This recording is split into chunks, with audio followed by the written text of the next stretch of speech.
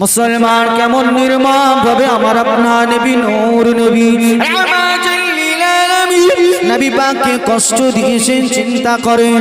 নবী কেমন দয়া নবী ছিলেন চিন্তা করেন। আল্লাহ নবী তায়েফে গেলেন, তায়েফে মেয়েদের ছেলেদের ডেকে ডেকে বলতে লাগলো, এ তায়েফের মেয়েরা, এ তায়েফের ছেলেরা, আমি আল্লাহর পক্ষ থেকে প্রেরিত পয়গম্বর, আমি রাসূল, আমি নেতা, আর আমার আল্লাহকে আল্লাহ বলে মেনে না, আমাকে নবী বলে মেনে না। তায়েফের ছেলেরা বাদশারা আমার নবীর সম্মুখে চলে আসে। এদিকে তায়েফের সরদারেরা, এদিকে তায়েফের নেতারা বাচ্চাগুলোকে ডেকে ডেকে বলে, এ তায়েফের ছেলেরা, এ তায়েফের বাচ্চারা, শোনো শোনো, এই যে মানুষটা এসেছে মক্কা থেকে, এই মানুষটা সুস্থ নয়, এই মানুষটা পাগল, এই মানুষটা জাদুকর, এই মানুষটা হলো গণক, তোমরা তার কথা মেনে নিও না, তোমরা তাকে প্রত্যাখ্যান করো, তোমরা তাকে তাড়িয়ে দাও। তাইফের ছোট ছোট বাচ্চারা, বুদ্ধিহীন জ্ঞানহীন মানুষেরা আমার আপনার নবী দয়া নবী নূর নবীকে মারতে লাগলো। তাইফের ছোট ছোট বাচ্চাগুলো থুতু নিক্ষেপ করতে লাগলো। মরুভূমির পাথরগুলো নিয়ে নবী পাকের বদনে ছুটতে মারতে লাগলো। নবী পাক সাল্লামের পাথরের টুকরাগুলো এসে সোনার বদনে লাগে, সোনার বদনে লাগে।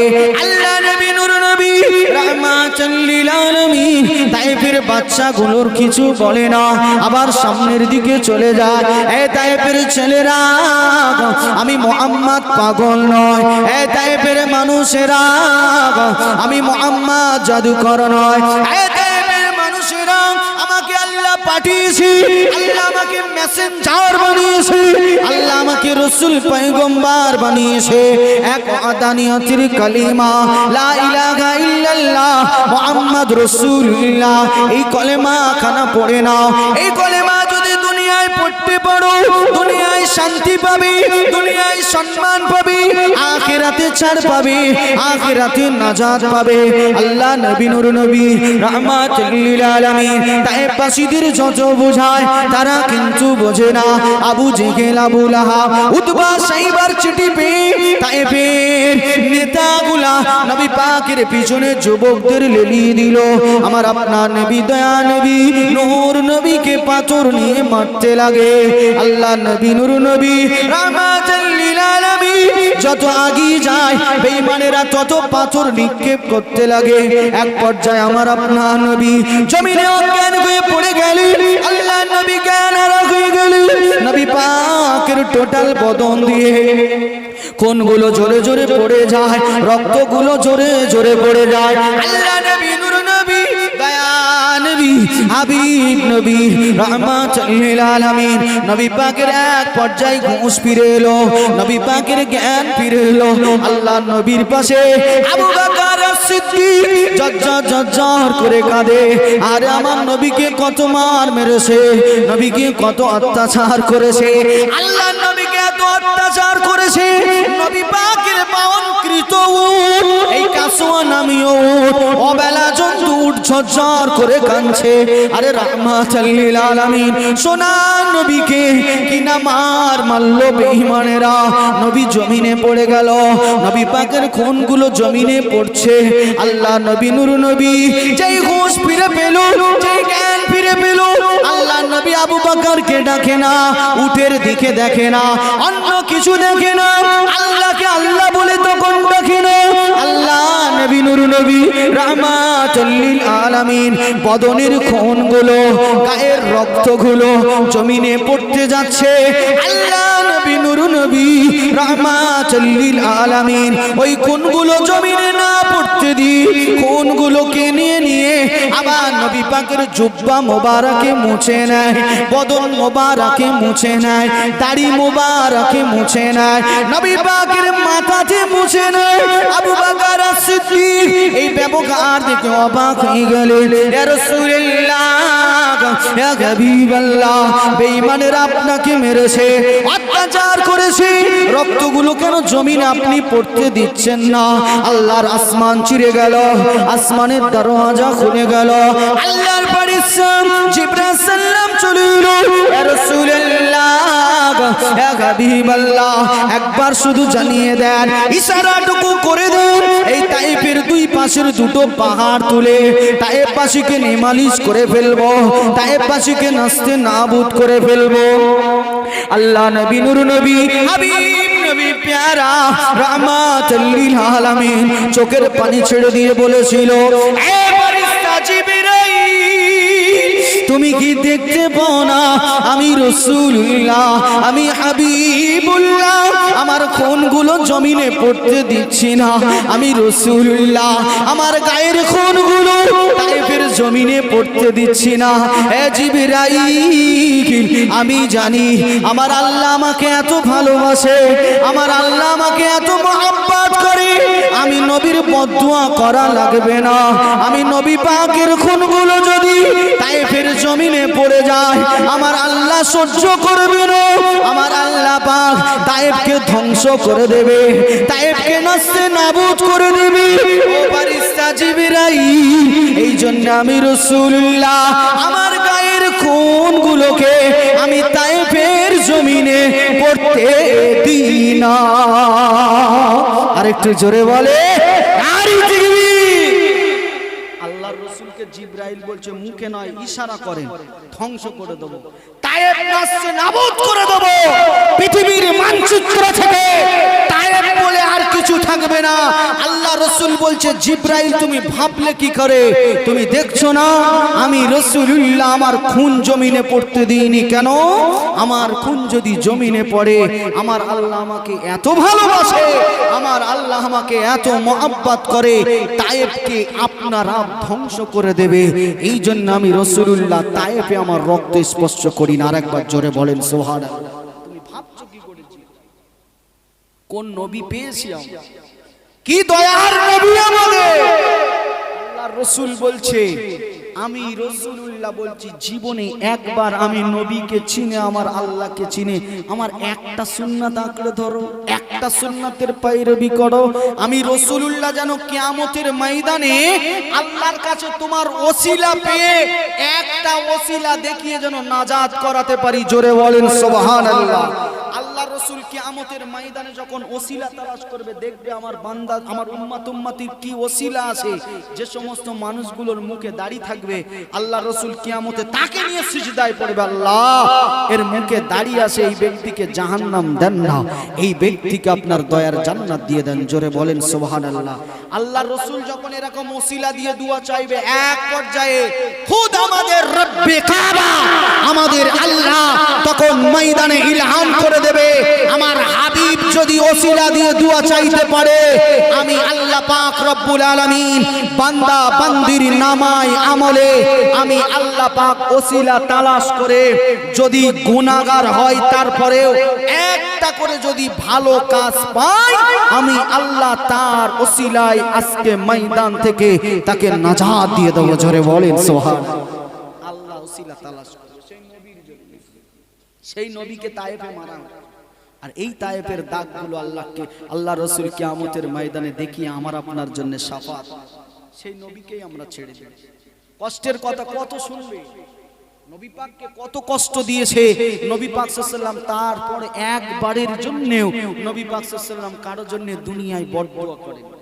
আল্লাহ রাসূল সাল্লাল্লাহু আলাইহি ওয়াসাল্লাম যদি চোখের ইশারা করতেন তায়েফ ধ্বংস, আল্লাহ রাসূল সাল্লাল্লাহু আলাইহি ওয়াসাল্লাম একবার যদি কাবার চত্বরে দাঁড়িয়ে আল্লাহর কাছে দুটো হাত তুলে বলতেন আল্লাহ আপনি আবু জেহেলকে ধ্বংস করে দেন, আবু জেহেলকে নাস্তে নাবুদ করে দেন, আবু লাহাবকে ধ্বংস করে দেন, কসম খোদার আল্লাহর কসম করে বলছি যুদ্ধের প্রয়োজন ছিল না, তরবারি ঢালের প্রয়োজন ছিল না, আমার আল্লাহ পাক সঙ্গে সঙ্গে হাবিবের দুয়ার ওসিলাতে আবু জেহেল আবু লাহাবকে মাটি ফাঁকা করে ঢুকিয়ে নিত, সঙ্গে সঙ্গে ঢুকিয়ে নিত।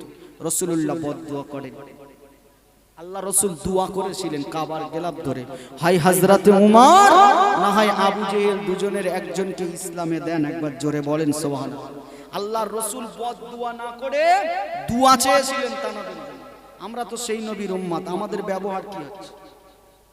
বড় ভাই আর ছোট ভাই আলাদা হয়েছে কোনো একটা কারণে ঝগড়া ঝামেলায়, কথা বুঝলেন 13 বছর হয়ে যাচ্ছে আর কথা বলেন, আর কথা বলেন, বাপ আর সন্তান কথা হয় না, সন্তান বাপ তোমার কাছে যতই অপরাধ করুক একটা কথা চিন্তা করবে, একটা, আমি ছিলাম কোথায়, আমি ছিলাম কোথায়? আমার বাপের শীত ডলায় এক ফোঁটা নাপাক পানি হয়েছিল, আমার বাপের ওসিলায় আল্লাহ সেটা মায়ের রেহেমে দিয়েছে। অতএব সেই বাপের শীত ডলায় থেকে বেরিয়ে সেই বাপের সঙ্গে বেঈমানি করব। যত ভুল করুক বাপ বাপ, যত ভুল অন্যায় করুক না কেন মা মা, ব্যাস শেষ কথা। মাকে ভালোবাসতে হবে। আপনি চিন্তা করবেন ওই মা যদি আঁতুর বেলায় গালে নুন ঢুকিয়ে দিয়ে তোমাকে মেরে দিত, কিচ্ছু করার ছিল, কিচ্ছু করতে পারত না, কথা বুঝলেন? সেই মাকে আজকে পৃথিবীতে ছেলেরা ভাত দেয় না, আবার দাবি করছে নবীকে ভালোবাসি, নবীকে মহব্বত করি। তুমি যে রাহমাতুল লিল আলামিনের উম্মত, তুমি যাকে ভালোবাসছো দাবি করছো, সেই নবী পাকের আখলাক চরিত্র আর ব্যবহার তানার দিনের জন্য কুরবান, শরিয়াতের জন্য কুরবান, দুনিয়ায় দিন প্রতিষ্ঠার জন্য কুরবান কি ছিল মাঝে মাঝে একটু শুনবেন, আত্মসমীক্ষা করবেন, বুঝবেন আপনার নেতা কেমন ছিল, তাহলে আপনি ভালো হবেন। আপনি তো পৃথিবীর মুদি নেতার পাগল, আপনি তো পৃথিবীতে মেয়ে লোকের পাগল। আল্লাহর রাসূল বলছে যাকে পর্দায় থাকতে হবে, ঘরের ভিতরে থাকতে হবে, আমরা সেই মেয়ে লোকগুলো বার করে নেতা বানিয়ে দিচ্ছি। সেই মেয়েদের শাড়ির আঁচল ধরে বলছে আমরা পার হব। এ কি মনে করছেন হলে বাবা পার করেগা, ঠেলা বাবা পার করেগা? না, শরিয়াত অত সহজ নয়। এই পার করেগা যায়েঙ্গা হয়েঙ্গা নেই হবে, শরিয়াত মানতে হবে, সঠিকভাবে চলতে হবে, আত্মসমীক্ষা করতে হবে, বিবেক বিবেচনা করতে হবে, তবে হবে। কিয়ামতের ময়দানে মাশারে অনেক বান্দা উঠবে, তাদের কাছে আল্লাহ আল্লাহ জিকির অপরন্ত থাকবে, অপরন্ত। আল্লাহ বলবে একটাও আমি নই। কেন? ও আল্লাহকে ডেকেছিল কখন জানেন? খারাপ কাজ করার সময়, বেঈমানি কাজ করার সময় আল্লাহকে ডেকেছিল। বান্দা আল্লাহর কসম খেয়েছিল কখন? পঞ্চায়েত থেকে তেরফল কোটা এসেছে, বলছে 5টা, যদিও এসেছে 25টা জনগণের সম্মুখে, তখন বলেছিল খোদার কসম 5টা। এই যে আল্লাহকে স্মরণ করলো, আল্লাহর কসম করলো, এই কসম বান্দার নামায় আমলে লেখা থাকবে, কিন্তু এই আল্লাহ বলা বান্দাকে নাজাত দিবে না। মাথায় রাখ, 25টা পঞ্চায়েত থেকে নিয়ে এসেছো, ভিডিও থেকে নিয়ে এসেছো, 25টা পেয়েছো, খোদার কসম বলো এই কসম খেয়েছো, এখানেও যে আল্লাহর নাম স্মরণ, এর ওসিলায় আল্লাহ নাজাত দেবে। জোরে বলেন সুবহানাল্লাহ। আর আমরা তো সব চিটিংবাজ, ধাপ্পাবাজ, ফকুড়ে, কোনো দাম নেই, মূল্যহীন। এত সুন্দর চাকচিক্য, মাথায় রাখবেন ওই শরীরটা যারা চিটিংবাজ, যারা ফেরেববাজ, এদের 60 বছরের জিন্দেগি শানদার, 60 বছরের জিন্দেগি এটা জান্নাত, এটাই শানদার, এখানেই আরামায়েশ করে নেন। এরপরে বাটান ফাটা বাড়ি চলবে। আর গ্রামের পুজো বাবুটা নামাজ রোজা ঠিকভাবে আদায় করছে, কলেমা পড়ে, সৎ সৎ ন্যায় নিষ্ঠার উপরে চলছে, দুনিয়ায় ওর কষ্ট হবে, এই দুনিয়াটা ওর জন্য জেলখানা। কিন্তু আমার আল্লাহ পাক রব্বুল আলামিন ওই কবর ছোট্ট ঘরে ডেকে নিয়ে ওখান থেকে আমার আল্লাহ পাক অপুরন্ত, যার কোনো শেষ নেই, এই অপুরন্ত সুখের আর শান্তির হকদার আল্লাহ তাকে বানাবে। জোরে বলেন সুবহানাল্লাহ। তাই বলি মুসলমান, চলেন যে আলোচনা শুনছিলাম, আল্লাহ নবী, নূর নবী, রাহমাতুল লিল আলামিন, হাবিব নবী প্যারা, রাহমাতুল লিল আলামিন নবী আমাদের জন্য তানার 63 বছর জিন্দেগিতে সর্বসময় চিন্তা করেছে, মার খেয়েছি, রক্ত ঝরিয়েছি, সাহাবায়ে কেরামদের জীবনগুলো নবী পাকের সামনে আল্লাহর রাহে উৎসর্গ করেছে। তারপরেও নবী আমার আপনাকে ভুলে যায়নি, নবী আমার আপনার স্মরণ করেছে, আমার আপনার চিন্তা করেছে। মুসলমান শুনলে অবাক হবেন, কিয়ামত শুরু হয়ে যাবে, জালজালা হয়ে যাবে, এই দুনিয়া শুনশান হয়ে যাবে, পৃথিবীর জমিনে আর কিছু থাকবে না, কোনো ঘর বলে কিছু থাকবে না, দুনিয়ার জমিনটা এত প্লেন আর এত শুনশান হয়ে যাবে, একটা ধুলিকণাও পাওয়া যাবে না। কেতাবে লিখেছেন, মুফাসসিরিনগণ বলেছেন, দুনিয়ার জমিনে কোনো বাড়ি বলে কিছু থাকবে না, কোনো ঘর বলে কিছু থাকবে না। এমন কি আল্লাহ পাকের ফেরেশতারা দুনিয়ার জমিনে আসবে, দুটো মসজিদ মসজিদ তালাশ করবে, একটা মসজিদে হারাম আর একটা মসজিদে আকসা, একটা মসজিদে হারাম আর একটা মসজিদে আকসা। ফারিস্তা মিকাইল, ফারিস্তা জিবরাইল, দুইজন ফারিস্তা এসে মসজিদে আকসা খুঁজে পাবে না। জেরুজালেমের ফিলিস্তিনে যে জায়গাতে মসজিদে আকসা আছে ও জায়গাতে যে খুঁজবে, কিন্তু মসজিদে আকসা পাবে না। মক্কা শরীফে হারাম শরীফ যেখানে রয়েছে মক্কার জমিনে চলে যাবে। সাফা মারুকা পাহাড়ের মাঝখানে যে অংশে কাবা বাইতুল্লাহ রয়েছে ফারিস্তারা ওখানে চলে যাবে, কিন্তু কাবা শরীফ পাবে না, হেরেম শরীফ খুঁজে পাবে না। আল্লাহর মালাইকারা, আল্লাহর ফারিস্তারা আরশে আজিমের কাছে চলে যাবে। রব্বি মাবুদ, রব্বি আল্লাহ। পৃথিবী পুরা ফাঁকা, পৃথিবীতে একটা ধুলিকণা বলে কিছু নেই, পুরোটা শুনশান। মসজিদে আকসা খুঁজে পেলাম না, মসজিদে হারাম খুঁজে পেলাম না। রব্বি মাবুদ, একটুখানি দিক নির্দেশনা দিয়ে দেন। আল্লাহ নবী জানিয়ে দেবে, আল্লাহ পাক বলে দেবে, আল্লাহ পাক জানিয়ে দেবে। আমার মালাইকারা, আমার ফারিস্তারা, চলে যাও, চলে যাও দুনিয়ার শেষ প্রান্তে, মাগরিবে চলে যাও, দুনিয়ার শেষ প্রান্তে পশ্চিমে চলে যাও।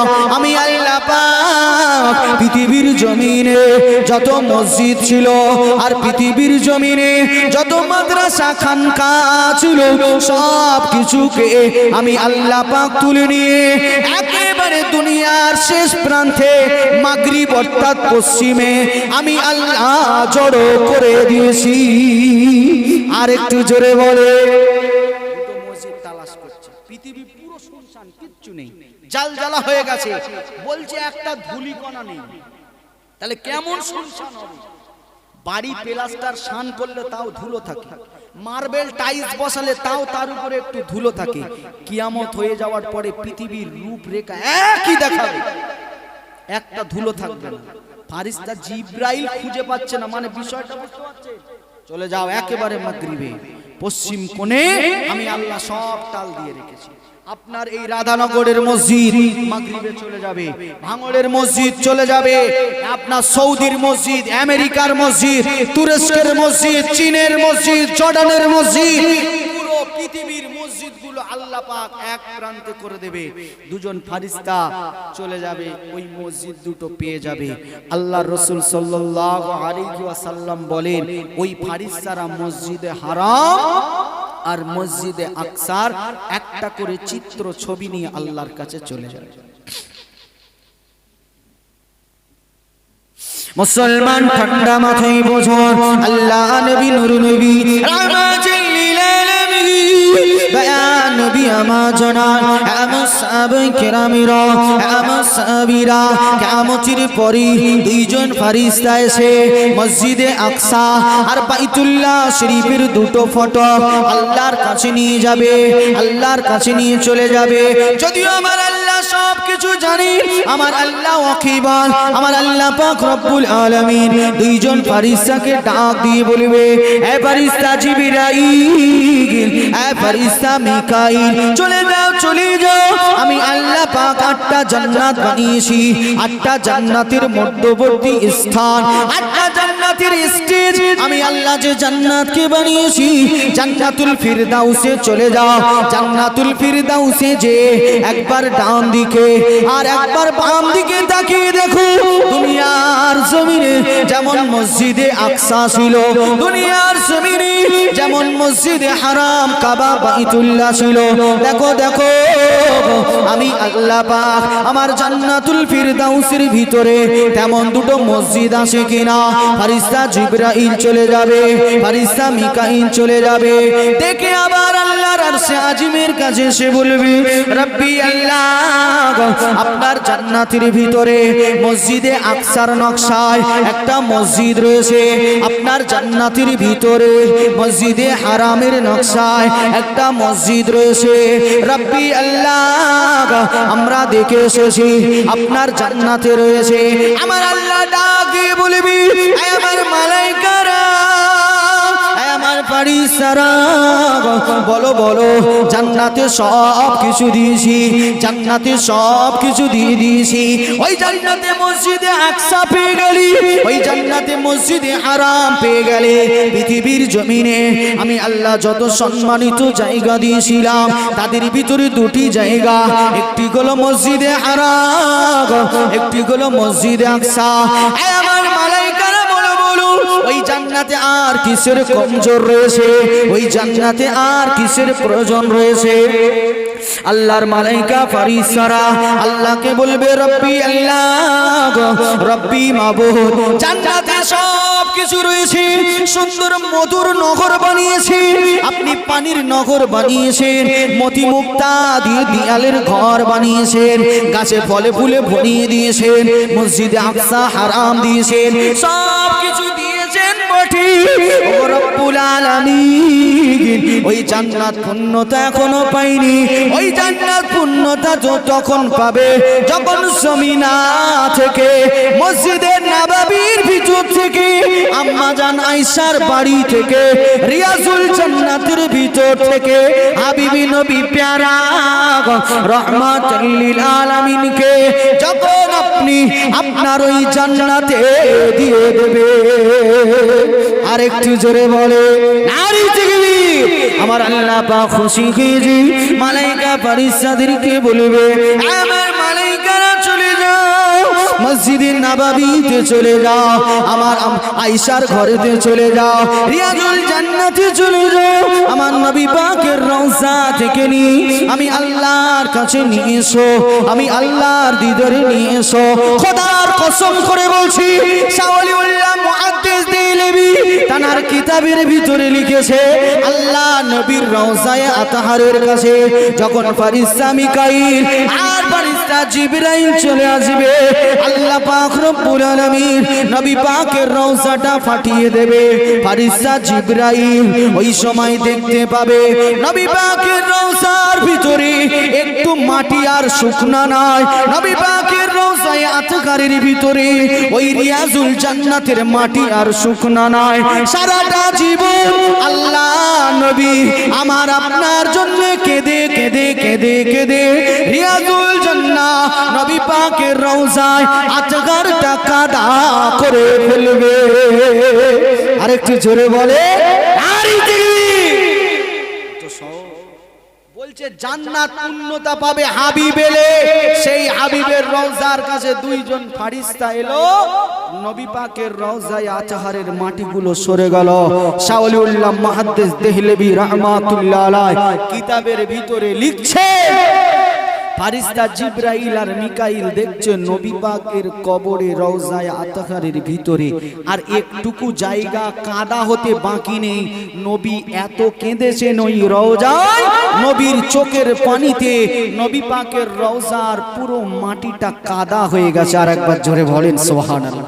এত দূর থেকে এইখানে নিয়ে আসার চেষ্টা করছিল যে নবী আমাদের কত ভালোবেসেছে, কত মহব্বত করেছে তার জীবদ্দশায়। আবার নবী আজও রওজায়ে আতহারে শুয়ে শুয়ে আমাদের জন্য কাঁদছে। কতদিন কাঁদবে?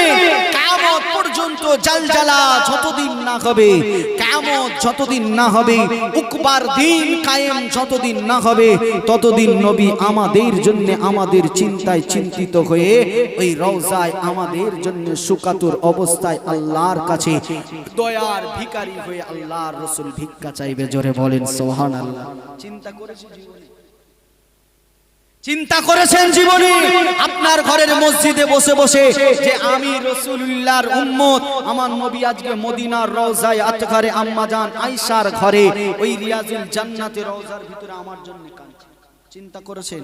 আল্লাহ রাসূল সাল্লাল্লাহু আলাইহি ওয়াসাল্লামের এই কথাটা আপনি চিন্তা করবেন যে আহারে নবী আমার জন্য কাঁদছে। খোদার কসম, আহলে সুন্নাহ আল জামাত আমাদের আকীদা, যখন নবী পাকের ভালোবাসায় কোনো আশিক এই চিন্তা করে যে নবী পাক সাল্লাল্লাহু আমার জন্য রওজায়ে আতহারে কাঁদছে, আমি হতভাগা নবীর উম্মত, নবীর জন্য কি করলাম, এই নবীর ভাবনা নবীর চিন্তা যখন আপনি অন্তরে করবেন, আল্লাহর কসম করে বলছি মদিনা বলা ওই রওজায়ে আতহার থেকে আপনার গ্রামে বসে থাকা চিত্র পূর্ণাঙ্গ ফটোটা স্পষ্ট ভাবে দেখতে লাগে। জোরে বলেন সুবহানাল্লাহ, আর একটু জোরে বলেন সুবহানাল্লাহ।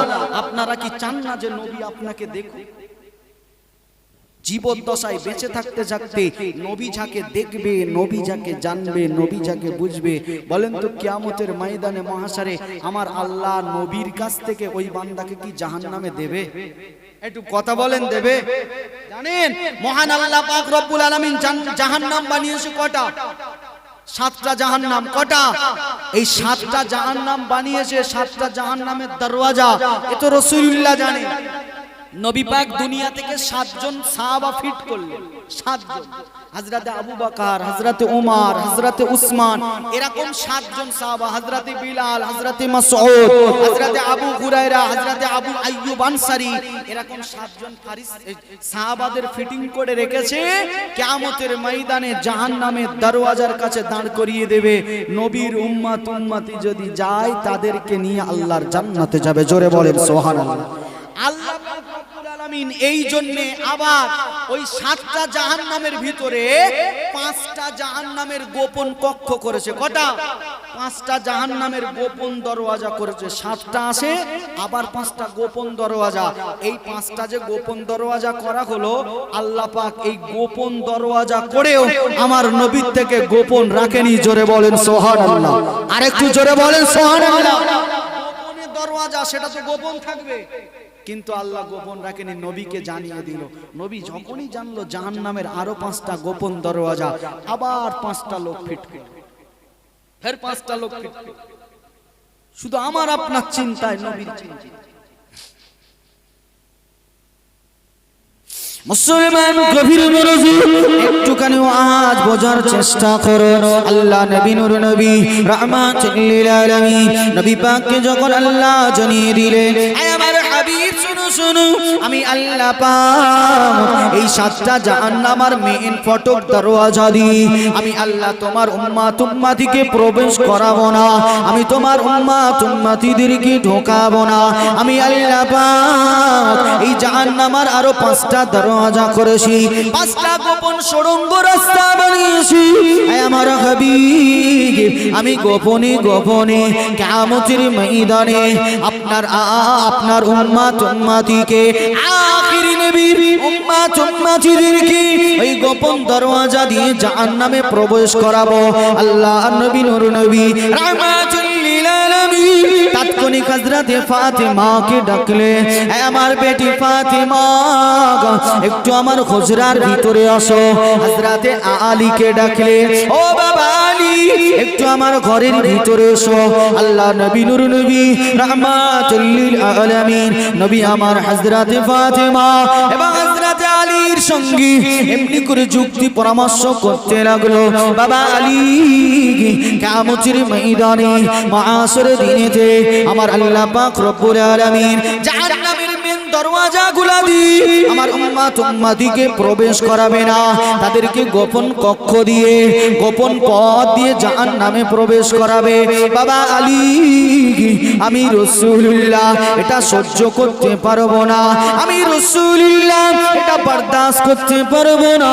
ও বাবা আলী, ও বেটি ফাতেমা, শোনো শোনো, আমি রাসূলুল্লাহ বলে দিলাম, কিয়ামতের ময়দানে জাহান্নামের মেইন দরওয়াজায় আবু বকর দাঁড়াবে, উসমান দাঁড়াবে, হযরতে ওমর দাঁড়াবে, হযরতে বিলাল দাঁড়াবে, হুযায়ফা দাঁড়াবে, আবু আইয়ুব আনসারী দাঁড়াবে, এই সমস্ত সাহাবায়ে কেরামেরা দাঁড়াবে। আর যে 5টা গোপন কক্ষ রয়েছে, এই 5টা গোপন কক্ষতে অন্য কোন সাহাবী নয়, আমি নবী পাকের পরিচিত অন্য কোন সাহাবা নয়, বিলাল নয়, উসমান নয়, আবু বকর নয়, এই 5টা দরওয়াজাতে আমি নবী এবং আমার আহলে বায়েত, আমি নবী এবং আমার রক্তের, আমি নবী এবং আমার বংশের 5 জন এই সুড়ঙ্গ রাস্তার কাছে আমাদের বুকটা চিতিয়ে দাঁড়িয়ে যাব, আমাদের সিনাটা চওড়া করে দাঁড়িয়ে যাব, যেন আল্লাহ পাক আমার একটা উম্মত উম্মতিকে তার জাহান্নামে না দিতে পারে। আরেকটু জোরে বলে। সব এই যে মেন গেটগুলো তো আটকালো, এবারে বলছে গোপনটাও আটকাবো, কোন মতে উম্মাত যেন জাহান্নামে না যায়। হযরতে ফাতেমা হযরতে আলী রাদিয়াল্লাহু তাআলা আনহুদের নিয়ে আলোচনা করছে। পাঁচজন কোথায় হবে? আল্লাহ রসুল তখন ইমামে হাসান আর ইমাম হুসাইন ছোট। আল্লাহর রসুল বলছে বাবা আলী একটাই খুদ আমি রসুলুল্লাহ দাঁড়াবো, জোরে বলেন সুবহানাল্লাহ। দ্বিতীয়টায় আমার আলী দাঁড়াবে, জোরে বলেন সুবহানাল্লাহ। তৃতীয়টায় দাঁড়াবে আমার ফাতেমা, আর একবার জোরে বলেন সুবহানাল্লাহ। চতুর্থটায় দাঁড়াবে আমার হাসান, আর পঞ্চম নম্বরে দাঁড়িয়ে যাবে আমার হুসাইন, চিল্লে বলেন সুবহানাল্লাহ। আল্লাহ রসুল সাল্লাল্লাহু আলাইহি ওয়াসাল্লামের ছেলে সন্তান ছিল না? না ছিল। আল্লাহর ফেরেশতা আজরাইল এসে বলছে ইয়া রাসূলুল্লাহ ইয়া হাবিবাল্লাহ, নবী পাকের এক উরতে বসে আছে ইমামে হাসান, এক উরতে বসে আছেন নবী পাকের ছেলে হযরত ইব্রাহিম। ফেরেশতা আজরাইল এসে বলছে ইয়া রাসূলুল্লাহ ইয়া হাবিবাল্লাহ, দুইজনের ভিতর থেকে একজনকে দিতে হবে। আল্লাহর রসুল তানার সন্তান ইব্রাহিমকে আগিয়ে দিল, আর হযরতে হাসানকে বুকে টেনে নিল, জোরে বলেন সুবহানাল্লাহ। আরেকটু জোরে বলেন। নাতিকে রেখে দিল, ফাতেমার পুত্রকে রেখে দিল, আর নিজের সন্তান ইব্রাহিমকে আজরাইলের হাতে তুলে দিল। আরেকটু জোরে বলেন সুবহানাল্লাহ। এখন নবী পাকের সেই ছোট্ট সন্তান চলে যান মক্কার জমিনে। এমনি করে মক্কার কবরস্থান জান্নাতুল মুআল্লাতে আম্মা জান খাদিজা যে কবরস্থানে শুয়ে আছে, সেই কবরস্থানে নবী পাকের পুত্র সন্তান হযরতে ইব্রাহিমের কবর দেয়া আছে। একবার জোরে বলেন সুবহানাল্লাহ। আল্লাহ রাসূল কুরবান করে দিলেন নিজের সন্তান হাসানকে, টেনে দিলেন। হাসান আমার ভবিষ্যৎ। আবার একটা পুত্র সন্তান ইমাম হুসাইন বসে আছে। আজরাইল এসে বলছে ইয়া রাসূলুল্লাহ, আপনার ছেলে দেবেন নাকি ফাতেমার ছেলে? আল্লাহর রাসূল আবার হুসাইনকে বুকে টানলেন, নিজের সন্তানটাকে দিয়ে দিলেন, জোরে বলেন সুবহানাল্লাহ। ইমামে হাসান ইমাম হুসাইনকে আল্লাহর রাসূল কোলে রাখলেন। আমার ইমামে হাসান আর ইমামে হুসাইনকে কিয়ামতের ময়দানে আমি আল্লাহর রাসূল দেখিয়ে দেখিয়ে আমার গুনাহগার উম্মতির নাজাত করাবো, জোরে বলেন সুবহানাল্লাহ। আরেকটু জোরে বলেন। হযরত ইমাম হুসাইনকে কারবালার প্রান্তরে মুনাফিকেরা নির্মমভাবে অত্যাচার করেছে, এক পর্যায়ে শহীদ করেছে। কিয়ামতের ময়দানে মাহশরের দিন হযরত ফাতেমা এই ইমাম হুসাইনের হাত ধরে আল্লাহর রাসূলের কাছে নিয়ে যাবে। আব্বা জান, দুনিয়ায় আমার সন্তান শহীদ হয়েছে, আমার সন্তানের বিচারটা আজকে আপনি আল্লাহর দরবার থেকে পাইয়ে দেন। ইমামে হাসানকে নির্মমভাবে মুনাফিকদের চক্রান্তে তাকে বিষ পান করিয়ে শহীদ করা হয়েছে। আব্বা জান, আমার হাসানের শরীরটা জমিনায় একেবারে বিষের জ্বালায় ছটফট করতে করতে সবুজ হয়ে গিয়েছিল। আব্বা জান, আজকে আপনি রব্বে কাবার দরবার থেকে বিচারটা পাইয়ে দেন। আল্লাহ রাসূল দুই নাতির হাত ধরে হযরতে ফাতেমাকে সঙ্গে করে নিয়ে আল্লাহর আরশ আজিমের কাছে যাবে। আল্লাহ পাকের আরশ আজিমের কাছে রব্বে কাবার কাছে যে যখন বিচার চাইবে দুই নাতির, হঠাৎ করে আল্লাহর রাসূলের মনে পড়ে যাবে এই ময়দানে আমার গুনাহগার উম্মতি আছে, জোরে বলেন সুবহানাল্লাহ। মনে পড়ে যাবে। হাসান হোসেনের বিচার চাইতে গেল, ফাতেমা বলে দিল আব্বা জান বিচারটা পাইয়ে দেন। আল্লাহর রাসূলের মনে পড়ে গেল গুনাহগার উম্মতি আছে, বিচারের কথা ভুলে গেল। কি দয়াল নবী রেখে আল্লাহ নবী নূর নবী রাহমাতুল লিল আলামিন নবী আমার ওই সময় বিচারের কথা ভুলে যাবে, কারবালা ভুলে যাবে, বিষ পান করিয়ে মেরেছে ভুলে যাবে। আল্লাহ নবী নূর নবী রাহমাতুল লিল আলামিন নবী আমার আল্লাহকে বলতে লাগবে রব্বি আল্লাহ, রব্বি মাবুদ। আপনি একবার দেখেন আমার ইমামে হুসাইনকে কত নির্মম ভাবে অত্যাচার করা হয়েছে, তাকে শহীদ করা হয়েছে। রব্বি আল্লাহ, আমার হাসানকে কত নির্মম ভাবে বিষ পান করিয়ে তাকে শহীদ করা হয়েছে। ওগো রব্বুল আলামিন আল্লাহ, আজকে ময়দানে ইমামে হুসাইন শহীদের বিচার চাই না, আজকে ময়দানে ইমামে হাসান শহীদের বিচার চাই না। ওগো রব্বুল আলামিন আল্লাহ পাক, আপনি তাদের শহীদ হবার কারণে, তাদের দুনিয়ায় কষ্টের কারণে, তাদের অত্যাচারের কারণে, তাদের সবরের কারণে, ওগো রব্বুল আলামিন আমার ভাই ইমামে হাসান, আমার ভাই ইমামে হুসাইন, তাদের জীবন দেবার ওসিলাতে আজকে আল্লাহ পাক আপনি আমার গুনাহগার উম্মত উম্মতিদের ঘরে আল্লাহ আপনি নাজাতি দেন। আরেকটু জোরে বলেন সুবহানাল্লাহ। নাতিকে মেরেছে, শহীদ করে দিয়েছে, আল্লাহ রাসূল তানাদেরকে দেখিয়ে হাতটা ধরে বলবে, আল্লাহ আমার ভাই আমার কলিজার টুকরা ইমামে হাসান ইমামে হোসেনকে নির্মম ভাবে মেরেছিল। ইয়া রাসূলুল্লাহ, আল্লাহর রাসূলকে আল্লাহর রাসূল আল্লাহকে বলবে, আল্লাহ অন্তত আমার এই দুই ভাইয়ের শহীদের কারণে, তাদের রক্ত জমিনে পড়ার কারণে, তাদের জীবনের বিনিময় অন্তত আল্লাহ পাক আপনি আমার উম্মতিকে ক্ষমা করেন। আরেকবার জোরে বলেন সুবহানাল্লাহ। কত শোনাবো নবী আমাদের কত ভালোবাসে, রাত পার হয়ে যাবে নবী ভালোবাসে এটাই শুনবো, অনেক ভালো।